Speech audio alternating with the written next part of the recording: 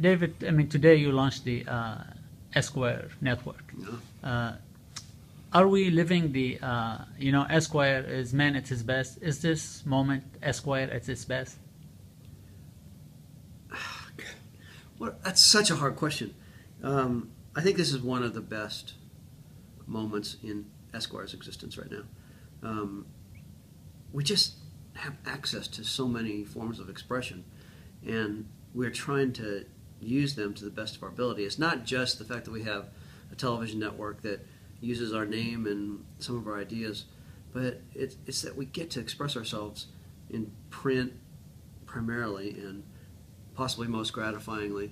But then we get to do like funny things for the iPad and do funny things on the Esquire.com and comment on things in real time and bring to bear all of our writers and editors' knowledge in real time for Esquire.com and then give this moment in time just a little bit of thought for Esquire Weekly. We just have so many options when it comes to seeing the world through an Esquire lens that I think it has to be about the best time in the history of Esquire. Well, you've been known to be a great advocate of print, yet you're everywhere. I mean, you recognize we live in a digital age, but how do you differentiate print? I mean, what's the value of print in this digital age? Well,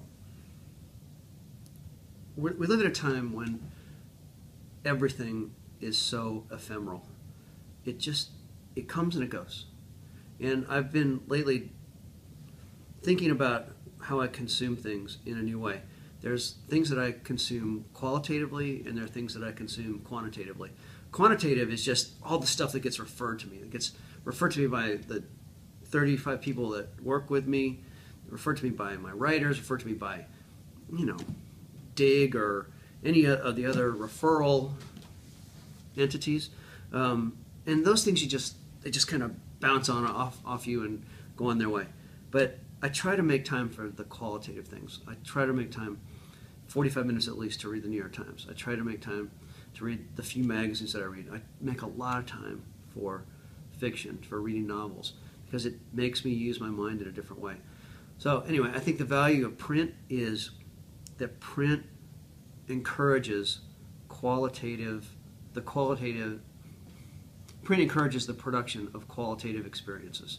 And I think that's going to be the value that moves print forward and makes it become ever more of a thing to be cherished.